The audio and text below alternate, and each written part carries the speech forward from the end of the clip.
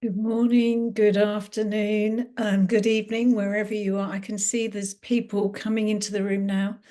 So I'm just going to wait a minute before I formally open the meeting. It's fantastic to see the numbers coming up as high as they are already.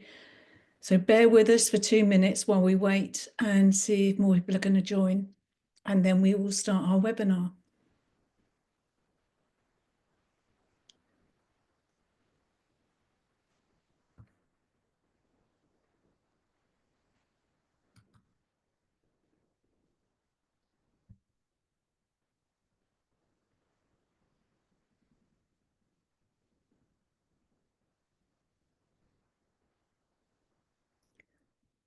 Hi, everybody. I can see some messages coming in already. Right, so there's 50 people online now, and I'm delighted to be here with you. Welcome to this Hepatitis Delta webinar, Understanding the Barriers of Scaling Up Hepatitis Delta Responses. And this is findings from a global survey.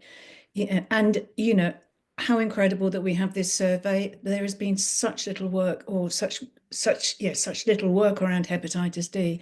So I'm delighted that we're here and we're doing this. So just a reminder for those of you who'd like the translation services, if you are speaking, or you can see, I don't know if there's a slide, there's normally a slide, but if you look down to the bottom of your screen, there's an interpretation circle there. And you just press on that and choose the language that you would like. If you are speaking, there it is, there you can see it there on the screen.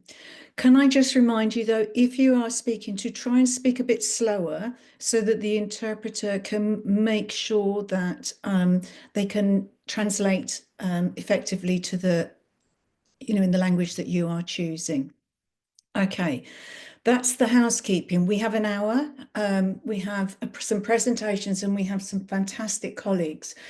But just to briefly say, globally, just about hepatitis C, globally, it's estimated that 12 million people are living with hepatitis B.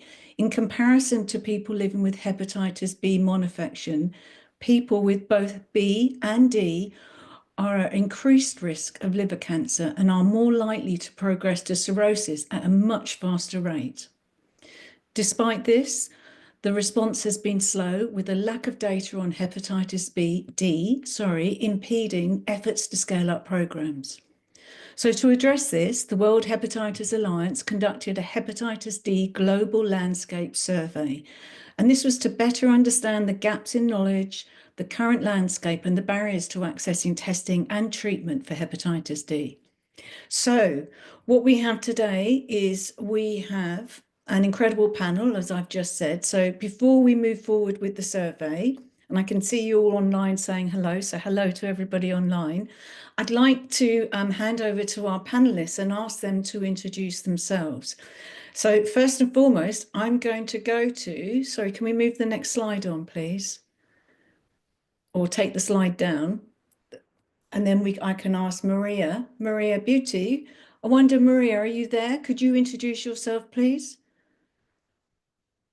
Hi, Maria. Yes, thank you. My name is Maria Buti. I am a clinician and hepatology working in hepatitis delta for a long time. I am based in Barcelona, Spain.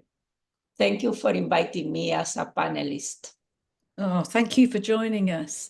And then also we have Daniela Rojas Castro. Daniela. Hello, thank you for inviting me to be here today. I'm a social psychologist and I have worked closely with the World Hepatitis Alliance to develop this beautiful survey. Oh, I love that. Beautiful survey. Welcome and thank you also for being with us today. And then I'm going to hand over to Jess. Would you like to introduce yourself, Jess? Yeah, hi everyone. I'm Jess. I'm Senior Director at the Alliance and delighted to see so many of you online today and looking forward to the discussion. Fantastic, thank you. We are expecting another colleague, Ibrahima, to join us, but he's not here yet. He's online now, Rachel. Oh, you are, Ibrahima. Hi, sorry, I just flicked through and I didn't see you. Would you like to introduce yourself? Non. Oui, bonjour à tous, particulièrement à mes collègues panélistes et surtout à tout ce monde qui patiente, qui nous écoute et qui attendent pas mal de nous. Hein. Donc, je suis Ibrahima Gueye du Sénégal. Je suis un patient qui a été co-infecté par l'hépatite B et l'hépatite Delta. Et finalement, c'est ce qui m'a poussé dans ce combat jusqu'à créer une association dénommée AFRO Hépatite, qui est au Sénégal. Et ensuite, j'ai continué le combat sur le plan international, ce qui m'a amené aujourd'hui au niveau de World Hepatitis Alliance, où je suis membre du conseil d'administration pour représenter la région africaine. Merci à vous tous. Thank you, Ibrahima, and welcome. So nice to see you. Okay, Thank you. Brilliant. Me too. Thank you.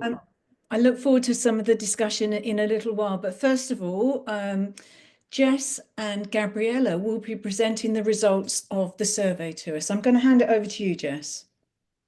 Great, thanks, Rachel. So, you know, I think you really set out perfectly in your opening some of the background to why we decided to do this survey. You know, as Rachel said, there's estimated 12 million people living with hepatitis Delta, but there are huge gaps. And really what we wanted to do was to conduct a listening exercise to address some of these gaps and try and get a better sense of the picture for awareness amongst key stakeholders, especially healthcare professionals, policymakers, and community-based organizations, and also to better understand the status of testing and treatment availability and critically accessibility. And Daniela will share the results of that in a moment. And then importantly, what are stakeholders believe the barriers to testing and treatment are, so that we can, you know, moving forward, look at how together we can address these to improve access and to life-saving care for people living with hepatitis Delta. And so I'm going to hand over now to Daniela to run us through the survey results. Thank you very much. Well, I will try to do my best with my English. I would have preferred to do it in French, like Ibrahima is talking now.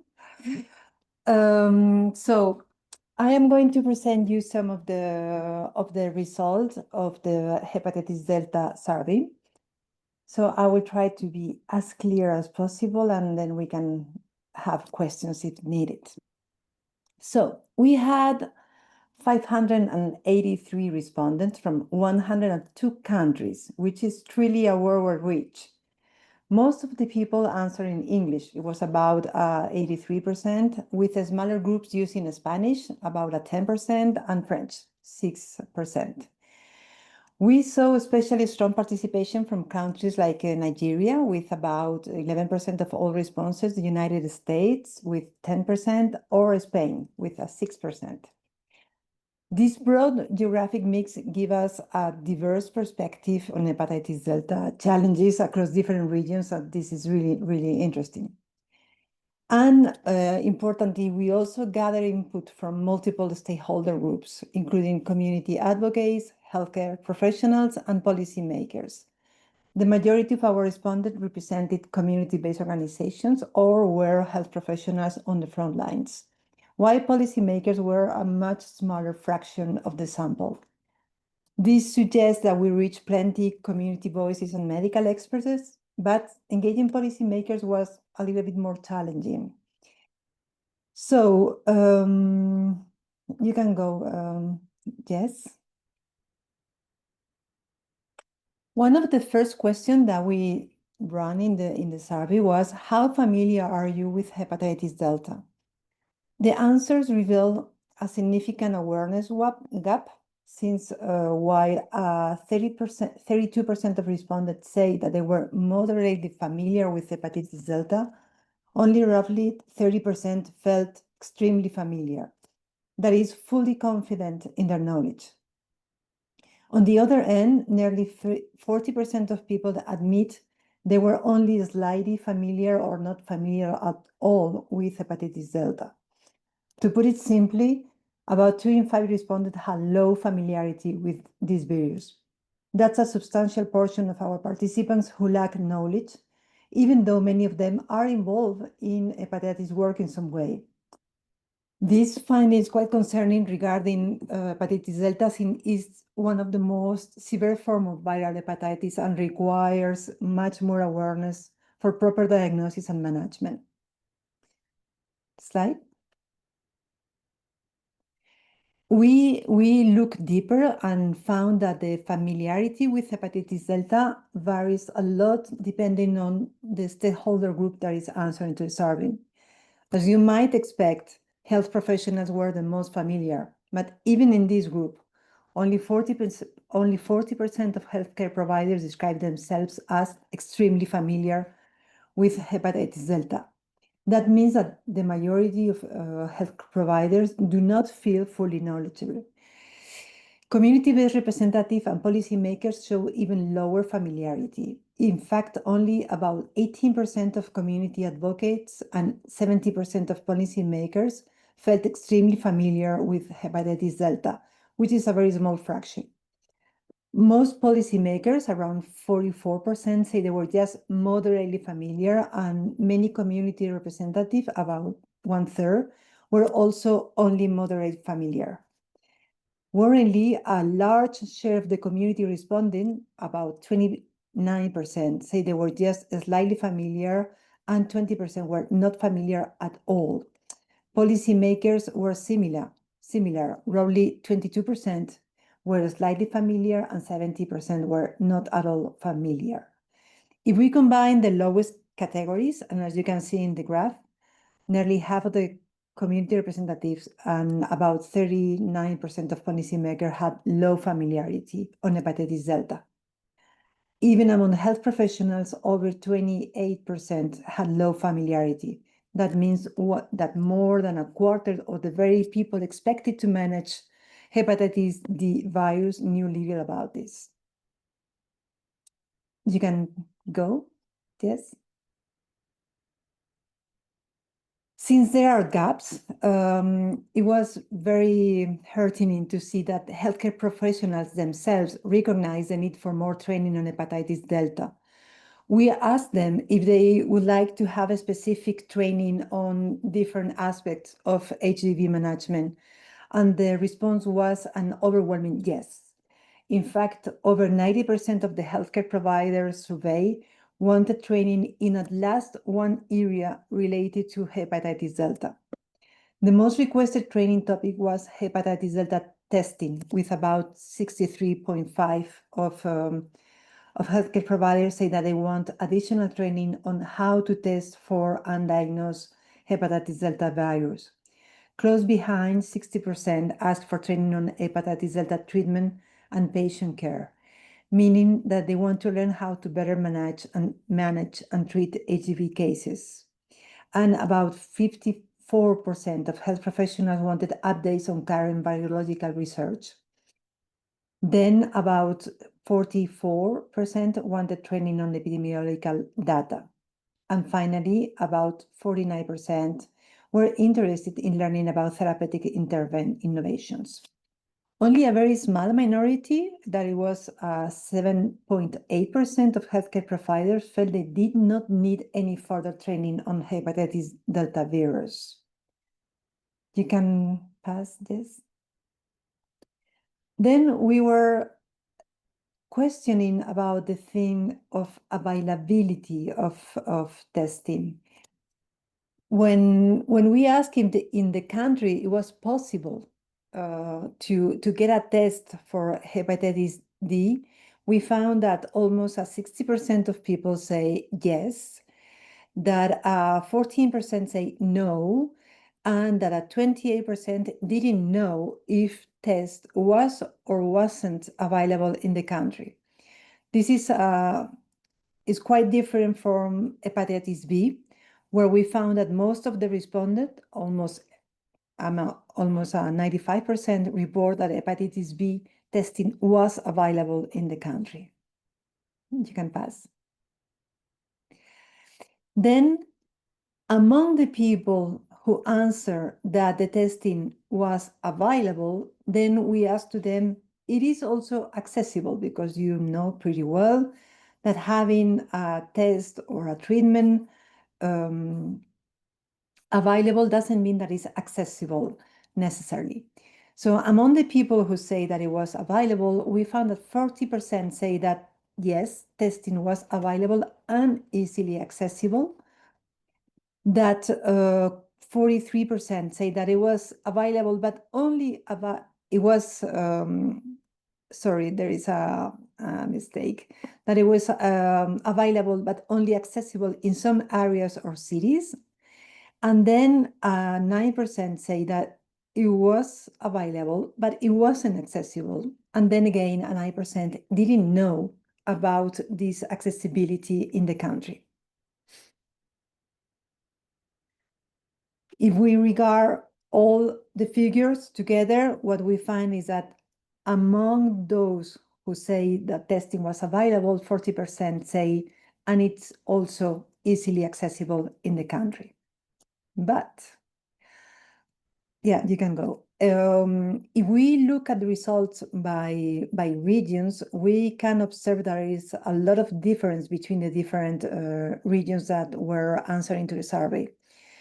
So, for example, we had Europe and Central Asia, where among the countries where it's accessible, 55% say that it was also available. But for example, in Africa and in the Middle East, only 20% say that it was accessible and available. You can go. Then we ask about the barriers to this testing, to hepatitis delta testing. And the main barriers for all the respondents was the general lack of knowledge about hepatitis delta. We have a 61% of people who report that the fact that people not knowing about delta is the main frame to get tested. The second one was the direct cause, and we will come back to this because it's one of the barriers that appears systematically for testing and for treatment. So we had a 32% saying that direct cause was the second barrier. Then we had also a lack of knowledge of healthcare professionals. That means that they are not proposing or they are not knowing how to orientate or what to do with the patients that should have been tested. Then we have also a lack of public health policies, which are in many cases they are inexistent. And then we have also some difficulties linked to health facilities. That meaning the distance to go to the place where testing is available, waiting time, or obtaining an appointment. And that was the case for 20% of respondents.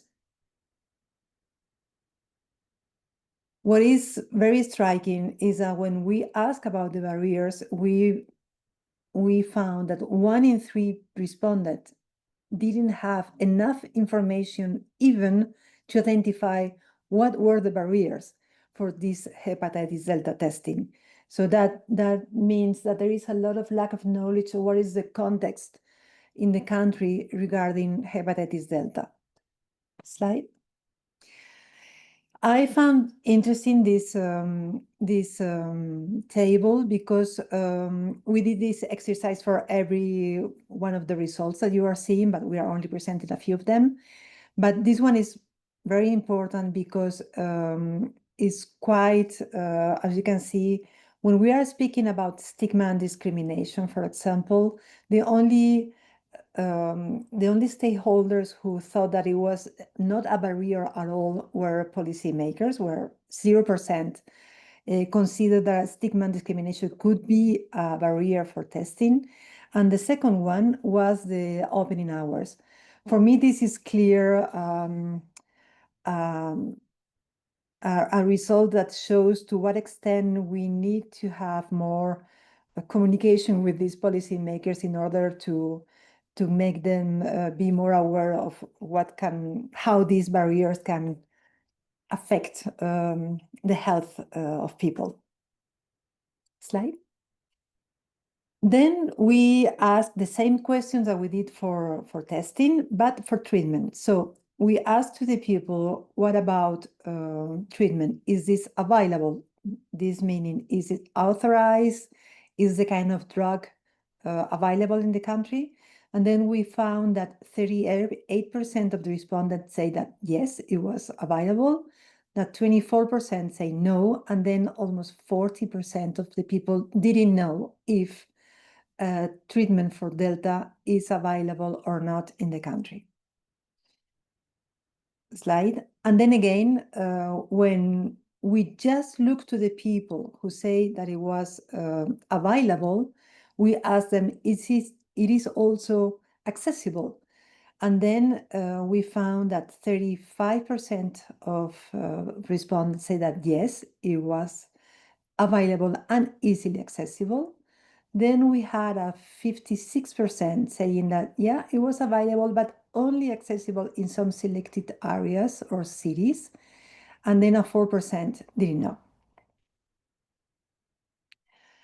So if we take all the information together, we found that hepatitis Delta treatment is both available and easily accessible is 20% of the respondent. So 2 in 8 have access to treatment in the country. And then regarding if it's only in some specific areas, this percentage increases to 31%. What are the barriers to hepatitis Delta treatment? We found barriers that are very similar to the one for testing. So once again, the first one is the lack of information on hepatitis Delta treatment, with more than half of the respondents saying and stating that this is the main barrier. Then for a 40%, and this percentage is much higher than the one for testing, indicate that direct cost linked to treatment was the second more frequent barrier. And then we have lack of a specialist and lack of knowledge of healthcare professionals. So you have here a 27.6 and a 27.3 of the barriers that are very linked to the system and about the training of the health providers. Then a 26% indicate that there was a lack of public health policies that is impeding this access to treatment. Slide. And one again, we find that 1 in 3 of the respondents didn't have enough information even to identify the barriers for this access to Delta treatment. As I say before, direct cost is really one of the main concerns when we are thinking about hepatitis Delta. We found that among all the respondents, 40% of people indicate that direct cost to individuals is one of the main barriers to treatment. So this means that almost half of the people who could have access is not having access because the treatment is not free or because it's too expensive. Slide. And then if we see this same result, but for different regions, we see that, for example, this percentage is about 0.5% for South Asia or Africa and the Middle East. Then we have North America with a 33%, Europe with a 30%.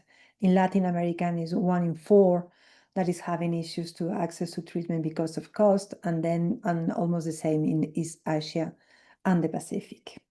And with this, I have presented the main results. There are a lot more information on the report. And now I give the room to Jess for the conclusions. Thanks, Daniela. So, as Daniela said, that's just a snapshot of some of the data, and we're really excited that today we're launching both the report and the infographic, and we'll put those links in the chat so that everyone can access them, and we'll also email them around after the webinar. But off the back of all of these findings, WHA has developed 7 calls to action that we think are critical to help address some of the inequities that have come out through the survey. So firstly, we would like to see an increase in both availability and accessibility of testing and treatment for hepatitis Delta in health systems. We need to address the issues of direct and indirect costs of testing and treatment to increase engagement by communities. And we saw that the issue of costs came across strongly both for testing and treatment. We also saw large discrepancies between the availability of hepatitis B testing and the availability of hepatitis delta testing. And so we're calling for an adoption of testing policies to follow the World Health Organization recommendations on reflex testing for hepatitis delta that was included in their new update to the hepatitis B testing guidelines last year. There is a real need to inform people living with hepatitis B of the need to test for hepatitis delta through culturally competent awareness campaigns. We also really need to provide much more robust training on hepatitis delta to healthcare professionals throughout their career progression. And this training should look at those areas identified by the survey where healthcare professionals identified a real need to increase training. And I do particularly want to say this is particularly important as when we look at, who responded to the survey, who were these healthcare professionals. Almost 50% were hepatologists, gastroenterologists, or infectious disease doctors. And so it does show that even amongst this group who are, on the front line of treating, there is a real need to provide and a real demand for increased training. We also need to increase the provision of knowledge and awareness programs for both community-based organizations and policymakers. And I think Daniela really highlighted some of those areas where policymakers didn't see an issue at all, but where, both community-based organizations and healthcare professionals identified barriers. And then finally, implement skills building programs for community-based organizations so that they can better advocate to policymakers and public health officials for greater access to testing, treatment, and care.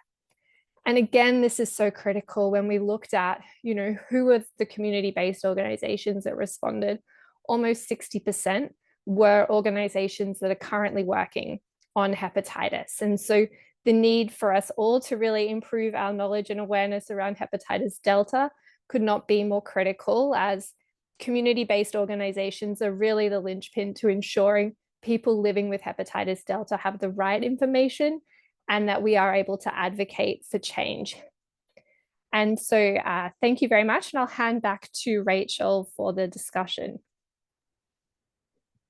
Thank you, Jess, and thank you, Daniela, sorry. Fascinating and not surprising, I don't think, but I'm conscious of the time, so I'm going to move straight into the panel discussion. And if it's all right, Maria, I want you to come to you first. Is that okay? Can I come to you first? Yes. Yes, of course.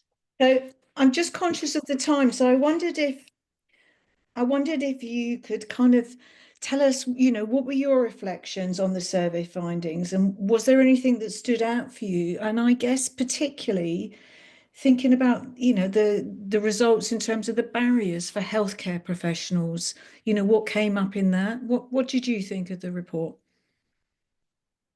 Yeah, thank you. Thank you for the question, and thank you for this important survey. I really appreciate the presentation of Daniela and Jessica showing that really hepatitis delta is the most unknown hepatitis D, not only among physicians and healthcare providers, also among patients. The lack of knowledge and the limited awareness on hepatitis delta, I think, is the main barrier. Is the main barrier for screening, for diagnosis, and also for treatment. In addition, we know, and Daniela has shown that access for anti-delta antibodies test for screening and for diagnosis is limited. Even in Europe, the region where hepatitis delta was discovered, the diagnosis tests are not available for everybody. And this is much lower in Africa, in some part of Africa, that there are hotspots on hepatitis delta. So limitations in testing for anti-deltas and also in confirmation of hepatitis delta in viremia is another important barrier. And finally, treatment. Access to treatment, it's limited. We have only one treatment approved for hepatitis delta, that is bulevirtide, only approved by EMA in Europe, not approved in the US, not approved in Africa or in Asia. That clearly limits the treatment. And in addition, it's expensive. Another important limitation to treat patients with delta. I think the lack of awareness, knowledge, and also the limitations in testing and in treatment make that hepatitis delta is not in the national plans for elimination. And I am happy now WHO new guidelines on hepatitis B clearly recommends testing for hepatitis delta in all HBs antigen positives. I believe surveys like this one are extremely important to express the knowledge and the barriers in hepatitis delta. And I congratulate all of you for this big effort. Thank you, Maria. I think I'm beautifully put. And I guess one of the things that you were saying there that really stands out, and I think there's a lot of lobbying for us all to do, you know, the fact that access to treatment is so limited is really shocking, you know, and I think that when the treatment or the cure, the DAAs came for Hep C, we saw it then, you know, and it's just, we obviously need to get out there and do not just patient communities, but civil society, but we need to be lobbying the policymakers. Yeah, it's wrong. That's all I can say. It's wrong. Ibrahima, I wanted to come over to you a minute, if that's all right, and ask you, as someone that's living with hepatitis D, do you feel that the barriers identified in the survey reflect your personal experience of getting diagnosed and accessing care?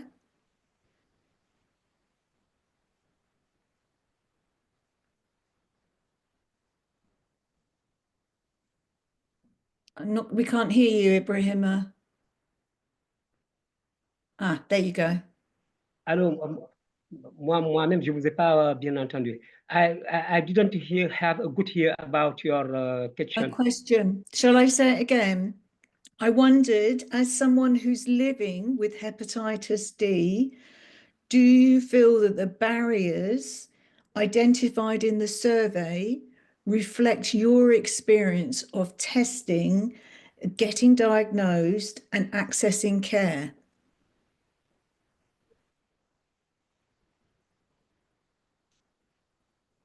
OK. Yeah. Je pense que la connexion n'est pas bonne, mais je pense comprendre un peu sa question. Ibrahima, si tu veux, oui, apparemment, elle me demande... oui, elle te demande si les barrières qui ont été présentées pendant le webinaire correspondent à ton expérience avec bien. Ouais, sincèrement, oui. Oui.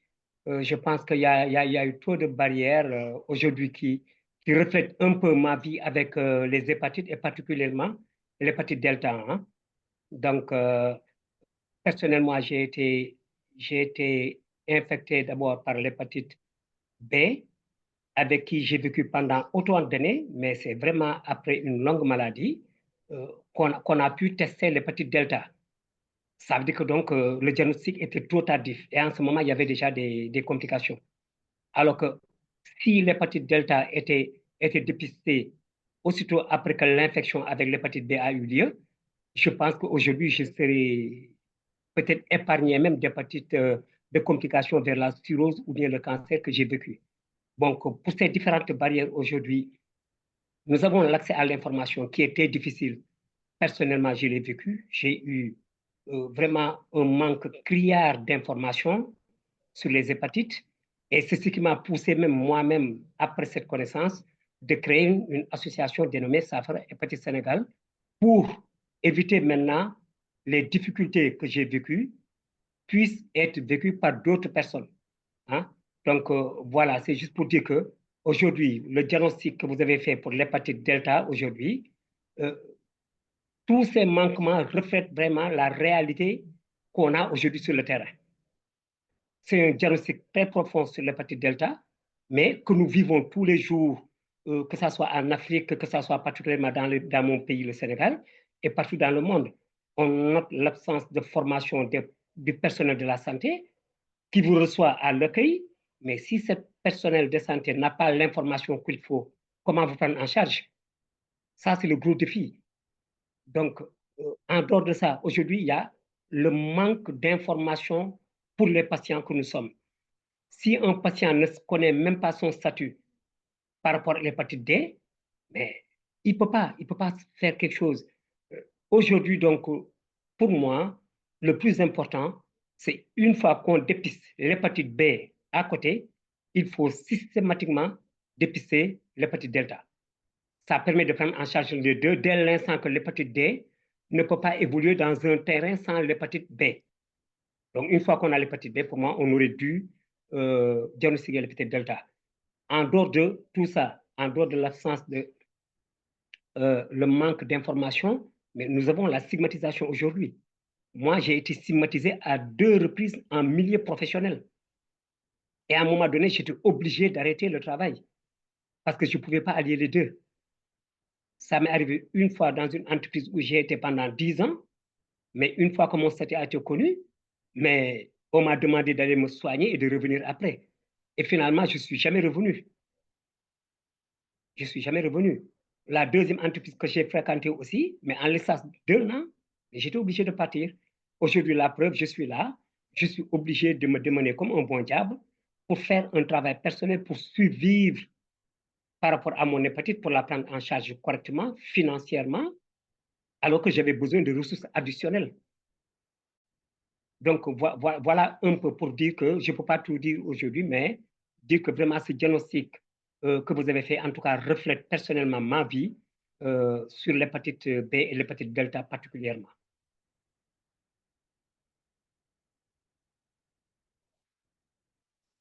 Je ne sais pas si ma réponse est claire.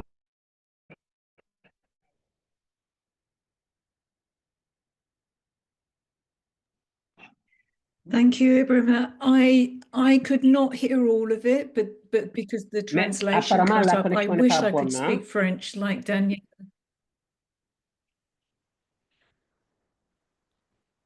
Bon, malheureusement, comme on le dit, hein, c'est un peu... Nous sommes en Afrique, c'est désolant de le dire, mais parfois, il y a le problème de la connexion qui nous fait défaut parfois. Hein.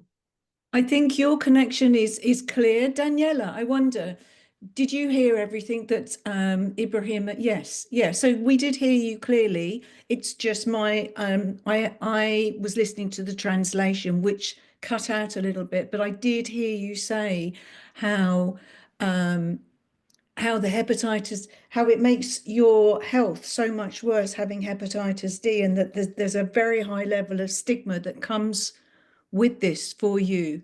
And I know we have spoken about this before, how difficult it is for you in Africa. So, you know, I want to thank you for sharing your experience with us. And I think it's really important that we hear from you. Yeah, so thank you very much. I'm going to ask Maria one more question, and then I'm going to come back and ask you another question in one moment. Is that okay? Yes, for me, it's okay. Oh, fantastic. So I just really wanted to ask you, Maria, what do you think is the most urgent action needed to improve outcomes for people living with hepatitis D? What would be your top thing? Yeah, having identified these barriers, for me, there are several actions that are important. One, it's provide education for healthcare workers and also among patients. And also introduce routine screening for hepatitis delta. And of course, access to treatment. So for me, these are the 3 key most important things to do.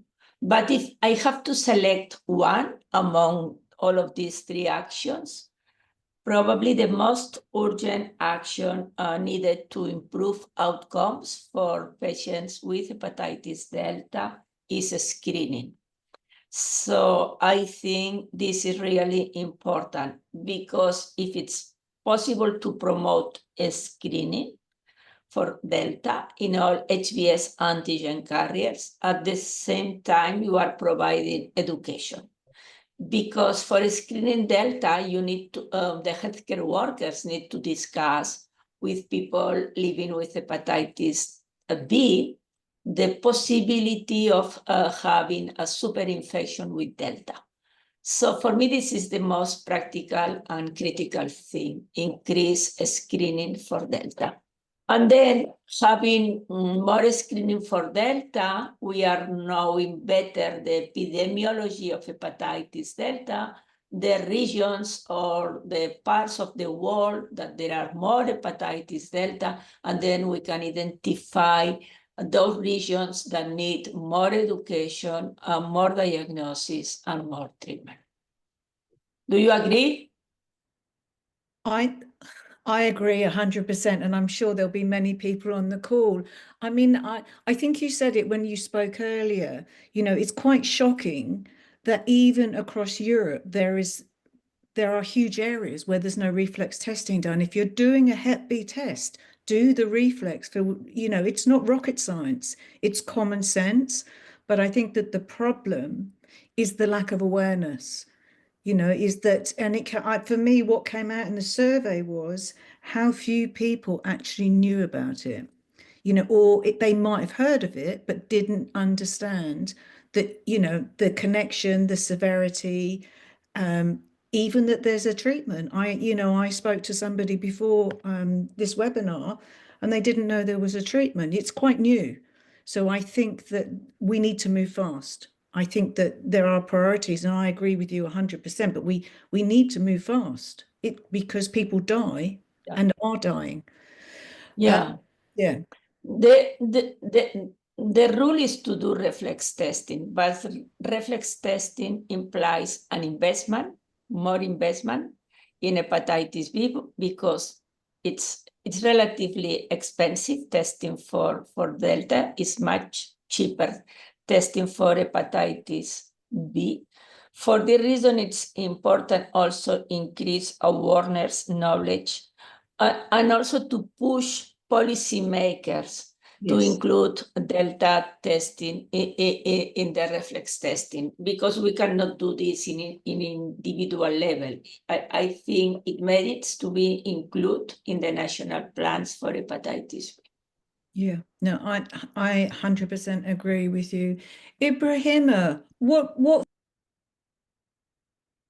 I just turned my own mic off, sorry. Ibrahima, what for you do you think is the most urgent action needed to improve the outcomes for people living with hepatitis B? What's the most urgent thing for you?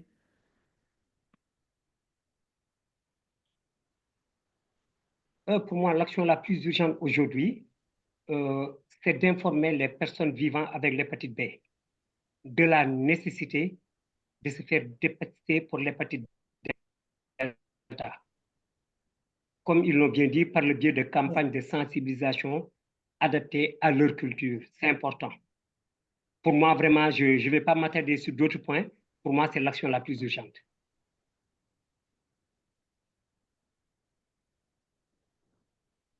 I think well said, you know, absolutely. Back to the raising awareness, but also culturally appropriate. I think that absolutely, and I heard that one really clear. Thank you, Ibrahima. We have 10 minutes now for audience questions. So you might, anyone there in the audience, if you'd like to ask a question, if you'd like to raise your hand, you could ask a question to Daniela, Jess, or Maria, or Ibrahima, or you maybe just have a comment. We do only have 10 minutes, but any comments would be really welcome. I've noticed in the chat that There's been a couple of little comments, but if anyone wants to put their hand up and speak, please do. I actually can't see it, so I'm going to ask Ben if he can tell me if any hands are up. No hands up just yet, but let's give everyone a second.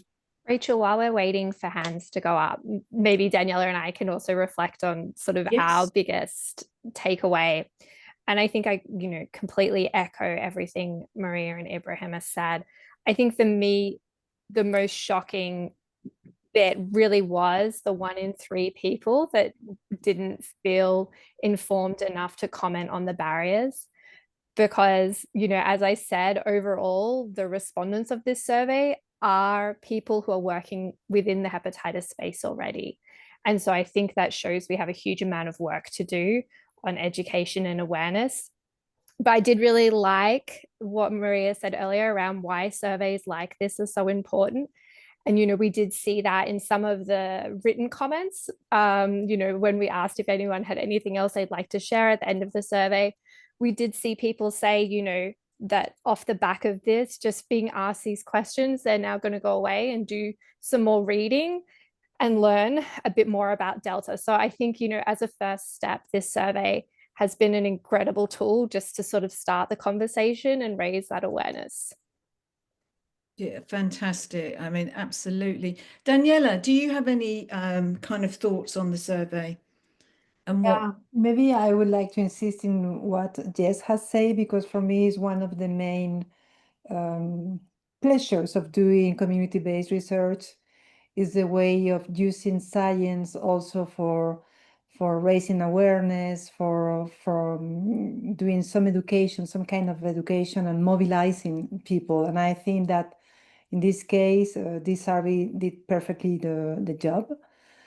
And then what I really appreciate on the results was this, how healthcare professionals were saying that they needed this training, which is not always the case.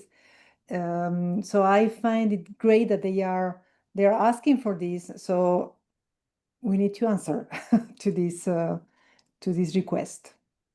Yeah, totally agree. Maria, you've got your hand up.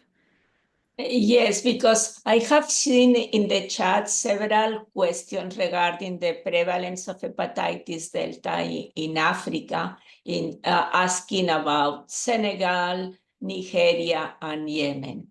And I can tell you that the literature review in Africa on hepatitis delta, the data reporting results on the rate of hepatitis delta in Africa are limited. But particularly, there are some reports for West Africa, and it seems that in Nigeria, the prevalence of hepatitis delta is very high. So I think this is an opportunity because there are some people here from Africa to check the epidemiology in African countries and to realize that some of these countries, particularly West Africa, the prevalence is much higher than in East Africa or in North Africa. Thank you. I think that's really important. I just also picked up on that comment about Yemen. A preliminary estimate puts the number of infected people at 12%. I mean, goodness me. Wow. Well, I mean, as there are no other hands up, Ben, are there any hands Yeah, up? we have someone now, Rachel. We have Fantastic. Golda. Sorry, who? We have Golda Akufo. Golda, I'm muting you now. Golda. Welcome. Do you have any comments or questions? Good evening. So Hi. I'm a Ghanaian, and I realize that not much has been done in, I think so far, maybe a few, about 2 or 3 papers have been published from Ghana. So I think this is a very good research that could provide the basis for further study in hepatitis delta in Ghana. I'm personally interested in working on that because I'm a PhD student in Hiroshima University. And I think that if I focus on Ghana, because there's no data at all on the map about the Delta prevalence in Ghana. I think I would want to concentrate on that. So, but thank you very much for this survey. I think it will be good impact for us. Thank you, Golda. Thank you very much. Farmer, you Hello? have your hand up. Hello? Hi, Farmer. Yes, hi, how are you all? I want to say Farma, thank you so much for your amazing work in bringing awareness about around hepatitis delta.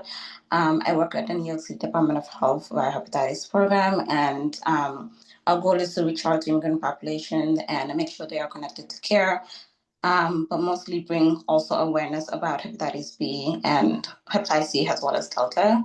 And I was asking the question to Ibrahima because for us, really, we don't have like the data available in regards to the prevalence of hepatitis D in Senegal.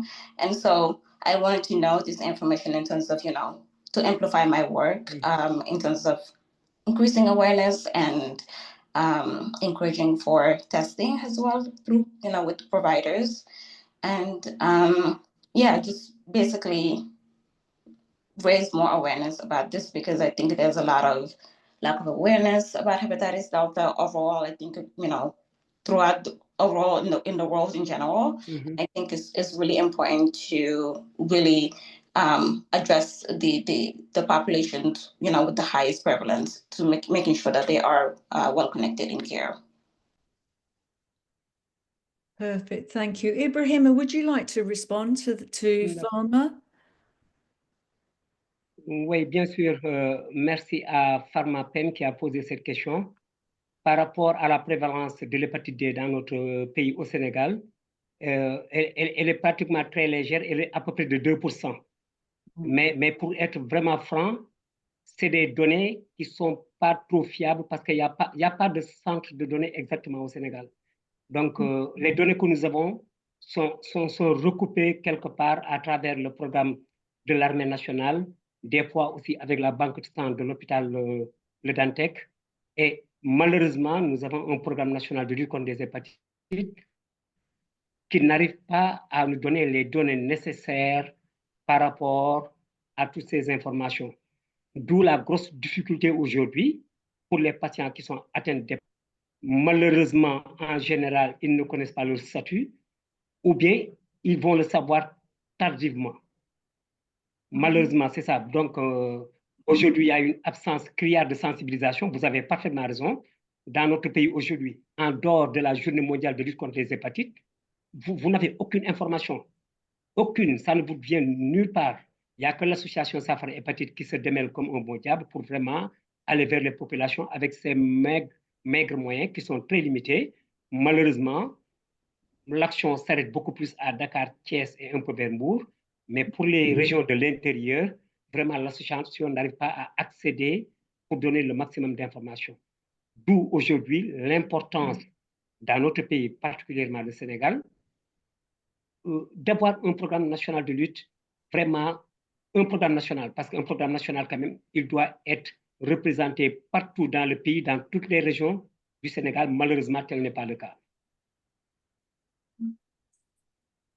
All right, thank you so much. I really appreciate your response and your dedicated work in bringing awareness in Senegal.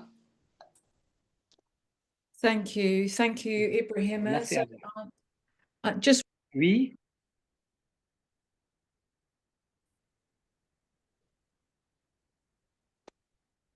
Oh, Rachel, you're on mute. I muted myself, sorry. I was just saying thank you so much, Ibrahima, and thank you everybody. I always think when we get to this point in the webinar and I think, oh my goodness, we should have gone for longer because it never seems to be enough. Never more than this around hepatitis D.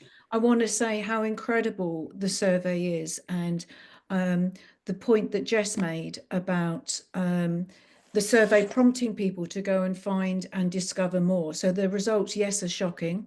And I'm going to use the word shocking. I think, you know, as Maria said, that there needs to be national policies. Hep B needs to be included. We need to make sure that we're testing, that we're reflex testing off the back of B. We definitely, as Ibrahima was saying just now, we definitely need to raise more awareness. The lack of awareness is really concerning, because without the awareness, particularly, you know, for us as community organisations, or, you know, for healthcare, people who are delivering care, we can't lobby because we don't have the information. So I think what this survey does is it's really given us some ammunition to start lobbying and pushing our policymakers, perhaps questioning our clinicians, our healthcare providers, for more information around it.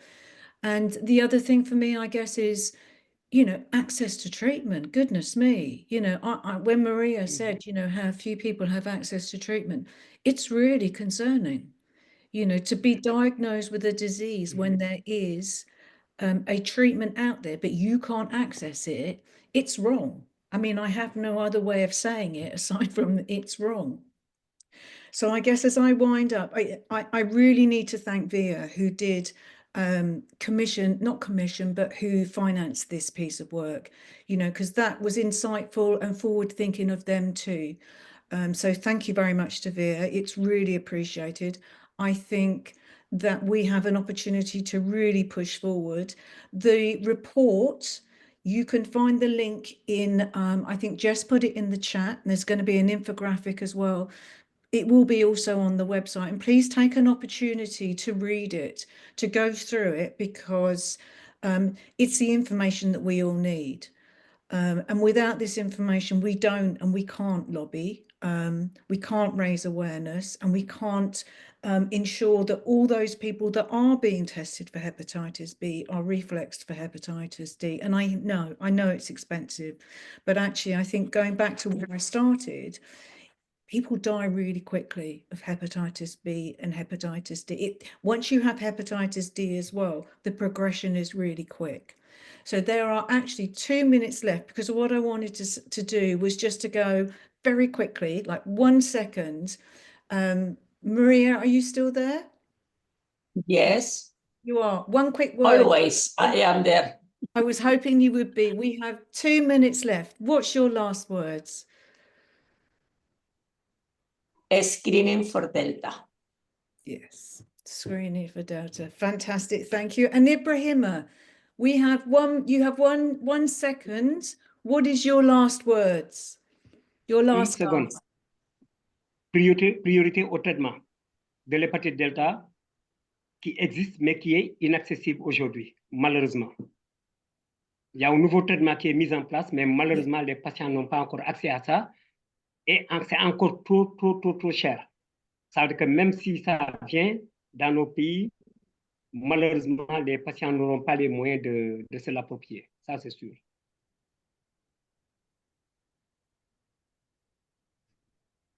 Thank you. And I guess then, as we close, I want to say thank you very much, everybody, for joining us. This is the beginning. We've got a survey now. It's a really important piece of work. So let's use this to launch. Let's take these actions that have been and the asks that have been put at the end of the report, and let's make some changes, because actually we're really good at this. So let's do it. Let's come together and let's make sure that more people are aware of hepatitis B, D, have access to testing, that it's in the policies, the national policies, and goodness, have access to treatment. I want to say thank you very much. Have a wonderful afternoon. Thank you for joining our webinar. Check out the report, and I look forward to seeing you all again very soon. Thank you. Thank you, Maria, and thank you, Ibrahima. Thank you. Yes, and Daniela for presenting. Thank you. Thanks, everyone.